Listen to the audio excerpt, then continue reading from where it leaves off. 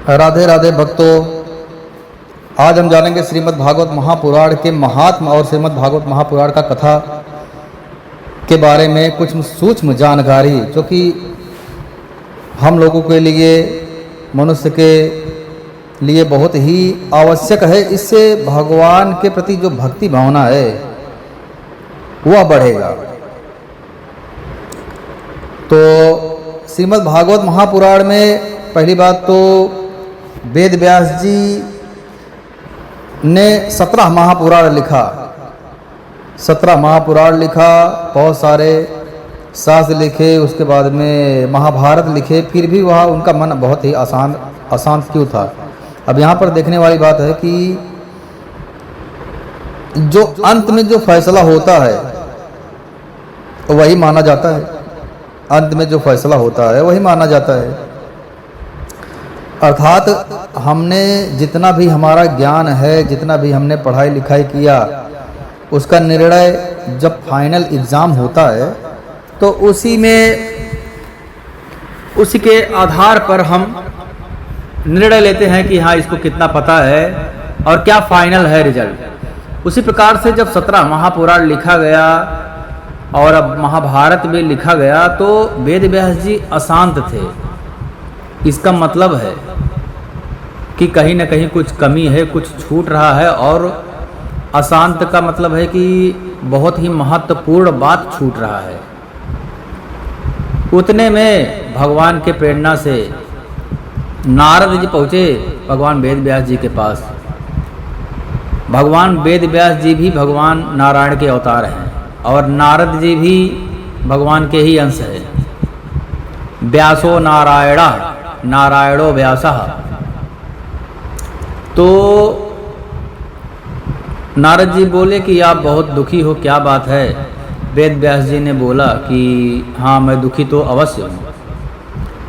नारद जी बोले, आपने बहुत सारे महापुराणों की रचना, तो ग्रंथों की रचना तो आपने कर दिया, परंतु एक महत्वपूर्ण बात छूट गई है।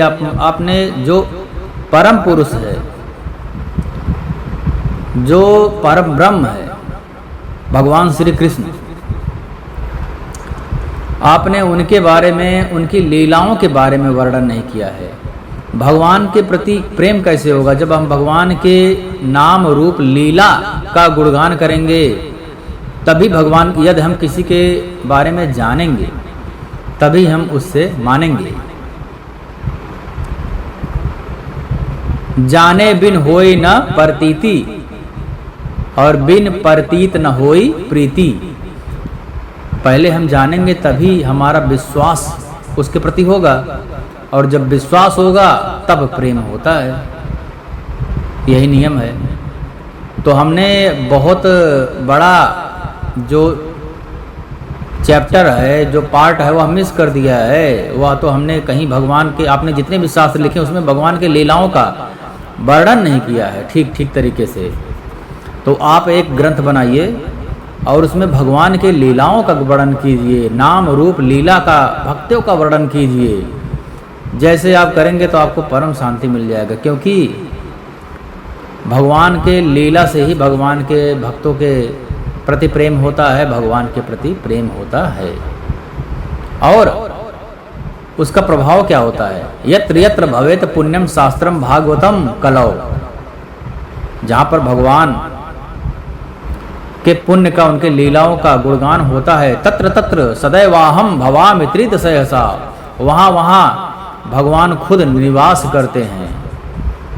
तो मेन तो हम छोड़ दिए, मुख्य उद्देश्य ही छोड़ दिए, और परमात्मा के लीलाओं के बारे में हमने तो वर्णन ही नहीं किया है। तो इससे यही सिद्ध होता है कि भगवान श्री कृष्ण ही श्रेष्ठ हैं, और उनकी लीलाओं का जो वर्णन किया गया है वह भाग श्रेष्ठ है, अर्थात श्रीमद् भागवत महापुराण श्रेष्ठ है।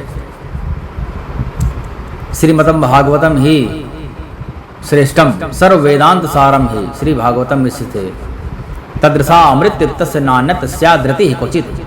वह ऐसा आनंददायी है, उसके समान और कोई भी आनंददायी नहीं है। यत फलम नास्ति तपसा ना योगेन समाधिनः तत्फलम लभते सम्यक कलौ केशव। भगवान श्री कृष्ण के कीर्तन से जो फल प्राप्त होता है, नाम संकीर्तन से, उनकी लीलाओं को सुनने से, गान करने से, वह फल योगी ध्यान समाधि से प्राप्त नहीं हो सकता है। इसलिए आप भगवान की लीलाओं के बारे में आप गान कीजिए, उनके बारे में एक ग्रंथ बनाइए। भगवान वेद व्यास जी ने अपने समस्त ज्ञान, समस्त जो अनुभव था, उन्होंने 17 महापुराण पहले ही लिख दिए थे। सारा अनुभव समेट करके मानो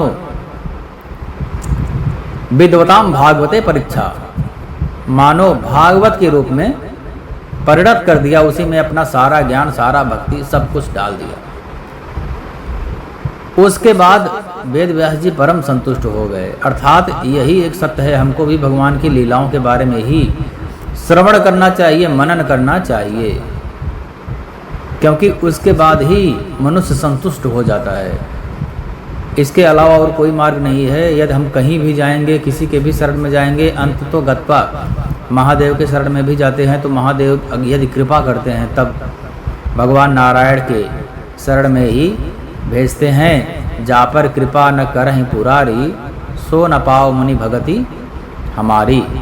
श्रीमद् भागवतम यत्र श्लोकम श्लोकार्धमेव च, श्रीमद् भागवत महापुराण का अर्थात भगवान के लीलाओं का, भक्ति का, यश का, नाम रूप का, गुणगान का जहाँ कहीं भी होता है, एक श्लोक का पाठ या फिर आधे श्लोक का पाठ या फिर आधे में भी आधा, कुछ भी एक अक्षर का भी पाठ होता है, वहाँ पर भगवान अपने ब्रज मंडली के साथ निवास करते हैं। और कलयुग का आने की तो बात ही नहीं की जा सकती है, इसमें संशय ही नहीं है। और श्रीमद् भागवतम शास्त्रम नित्यम ये परिसेवितम पितु मातृश्च भार्याया, जो भी प्राणी श्रीमद् भागवत का पाठ करता है उसके माताओं के कुल का कल्याण होता है, उसके पिता के कुल का कल्याण होता है, उसकी पत्नी के कुल का भी कल्याण होता है। विष्णु और महेश को उत्पन्न भगवान नारायण ने किया, भगवान श्री कृष्ण ने किया, ब्रह्मा जी को भगवान श्री कृष्ण ने किया। उसके बाद भागवत महापुराण का ज्ञान भी उनको दिया। विष्णु भगवान बोले कि भगवान आपने मुझे जो ये सृष्टि का पालन का भार मुझे सौंपा है और मुक्ति प्रदान करने का अर्थात मोक्ष प्रदान करने का जो यह भार सौंपा है, यह कार्य हमको दिया है, मैं मुक्ति तो प्रदान कर दूंगा, परंतु आप मुझे ये तो बताइए, यदि कोई प्राणी बहुत बड़ा पुण्य किया हो और उसको मुक्ति के योग्य भी हो, मोक्ष के योग्य के भी हो, और उसको यदि बोला जाए तो भैया आपको चलो आपको हम मोक्ष प्रदान करते हैं, और वो ये बोल दे कि मुझे मोक्ष नहीं चाहिए, ऐसी अवस्था में हम उनको क्या प्रदान करेंगे? भगवान नारायण तो मोक्ष ही देते हैं। उनके मन में हो गया संशय। भगवान श्री कृष्ण ने भगवान विष्णु को भी श्रीमद् भागवत महापुराण का श्रवण कराया, उनके बारे में कथा सुनाया, इससे उनका संशय दूर हुआ। उसके बाद महादेव जी बोले कि आपने मुझको जो कार्य दिया है, मैं सत्व रज तम, मेरा गुण है तमी, क्योंकि विनाश का कार्य है, तम का गुण होता है, तो मैं आपका संकीर्तन कैसे करूंगा, मेरा तो मन ही तमी हो गया है। तो उनको भी भगवान श्री कृष्ण ने श्रीमद् भागवत का कथा का दान दिया। इसी से भगवान महादेव जी सत्वगुण को प्राप्त किए और भगवान के लीलाओं में हमेशा ध्यान में मग्न रहते हैं, भगवान की लीलाओं का ही हमेशा चिंतन करते रहते हैं। कथा अमृत का पान किए महादेव जी इस प्रकार से। उसके बाद ब्रह्मा जी मन में सोचे कि क्या वही सृष्टि का रोज सृजन करो, उसके बाद में सृष्टि लय हो जाता है, फिर से सृजन करो, कुछ नया नहीं हो रहा है, वही रोज रोज का घिसा पीटा काम मुझे है। सृष्टि का संचार करो, फिर लय होता है, फिर संचार, कुछ नया हो। जैसे हम लोग भी कहीं बैठे रहते हैं, वही रोज रोज का कार्य अगर करते हैं तो कभी मन में आता है कुछ नया किया जाए, जिससे हम पिकनिक कहीं चले जाते हैं, कहीं घूमने चले जाते हैं, उसी प्रकार से ब्रह्मा जी के मन में भी संशय हो गया, तो ब्रह्मा जी को भी भगवान नारायण ने चतुश्लोकी भागवत का दान दिया, जिससे तीनों त्रिदेव बहुत प्रसन्न हुए और हमेशा उसी में लीन रहते हैं, भगवान के नाम रूप लीला गुण धाम में ही लीन रहते हैं। उसके बाद आता है श्रीमद् भागवत महापुराण के 10वें स्कंद में भगवान की लीलाओं का वर्णन किया गया है। 10वां स्कंद ही मेन बोला जाता है, मुख्य भगवान की लीलाओं के बारे में वर्णन है। भगवान देवकी का विवाह होता है वासुदेव के साथ में। देवकी थी राजा देवक की पुत्री थी और कंस की चचेरी बहन थी। कंस उसको बहुत प्यार करता था, ऐसा नहीं है, कंस बहुत प्यार करता था। और देवक ने देवकी के विवाह में 400 हाथी दिए थे उस समय, 15,000 घोड़े दिए थे, जैसे दहेज दिया जाता है। अभी तो दबाव डाल करके लोग ले लेते हैं, उस समय प्रसन्नता के साथ राजा महाराजा देते थे। और 1800 रथ दिए थे, बहुत सारे दास दासियाँ दिए थे। कंस इतना प्यार करता था कि बोला कि रथ मैं चलाऊंगा, मैं अपनी बहन को खुद स्थान तक छोड़ करके आऊंगा। उसके बाद में हम सब जानते हैं कि आकाशवाणी हुआ, अरे मूर्ख कंस, तू रथ चला रहा है, अपनी बहन को अर्थात अपनी मृत्यु को खुद अपने हाथ से ही बीज बो रहा है। आपकी बहन देवकी के गर्भ से जो 8वां पुत्र होगा वही तुम्हारा काल, तुम्हारा मुंडी वही काटेगा, वही तुमको मारेगा। अब जो कंस था उसको यह ज्ञान था कि मैं पूर्व जन्म में कालनेमी नाम का राक्षस था, उसको ज्ञान था, श्रीमद् भागवत में दिया गया है 10वें स्कंद में ही। और उसका वध भगवान नारायण ने किया था, उसको तो पहले से ही ज्ञान था। और फिर से उसको आ गया आकाशवाणी कि तुमको फिर से मारा जाएगा। उसको यह भान हो गया कि जो हो ना हो 8वां जो पुत्र होगा वह भगवान नारायण का ही अवतार होगा, क्योंकि पिछली बार भी मेरा वध यही किए थे, पता नहीं क्या शत्रुता है।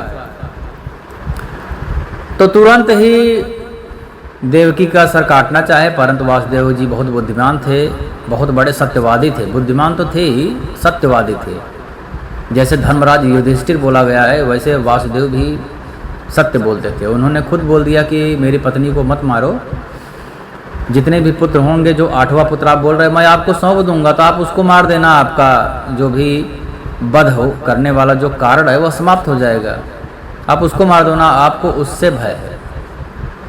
उस समय कंस मान गया। तो फिर पहला पुत्र होता है, पहले पुत्र का नाम रखा गया कीर्तिमान। वासुदेव जी ने पहले पुत्र का नाम रखा था कीर्तिमान। अब एक प्रकार से कीर्तिमान को दे दिया और कंस ने तो मार दिया उसको। कंस ने बोला क्या नाम रखे हो, तो वासुदेव जी बोले इसका नाम है कीर्तिमान। अर्थात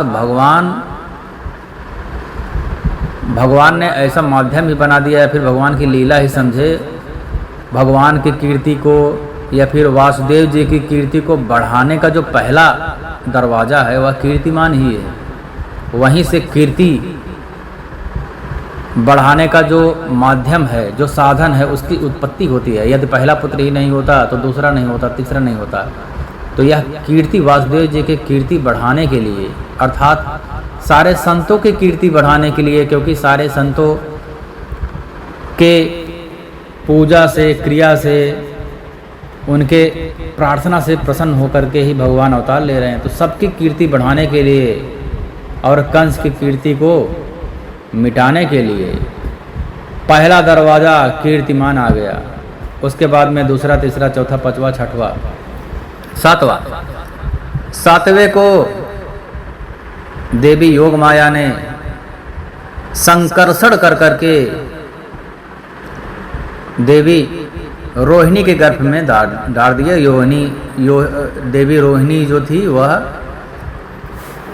नंद भवन में नंद की पत्नी थी, उनके गर्भ में डाल दी। उसके बाद में 8वें तो भगवान नारायण स्वयं पैदा हुए।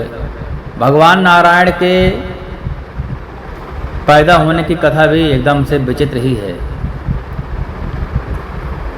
भगवान नारायण जब पैदा हो रहे थे तो इसमें श्रीमद् भागवत महापुराण में बहुत ही सुंदर वर्णन दिया गया है। आहा, क्या वर्णन दिया गया है, बहुत ही सुंदर। उस समय रात्रि का समय था, परंतु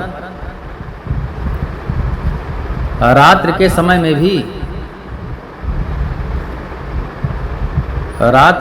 में भी कमल के पुष्प खिले हुए थे और भंवरे गुंजार कर रहे थे। ये भगवान का कैसा लीला है कि भंवरे गुंजार कर रहे हैं, रात्रि का समय है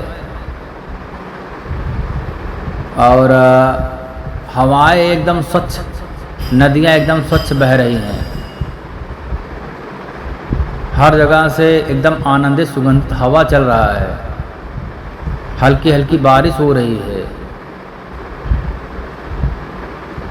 भगवान का जो वर्णन है जन्म का बहुत ही दिव्य है। भगवान का पैदा होते हैं, उसके बाद में भगवान को ले जा करके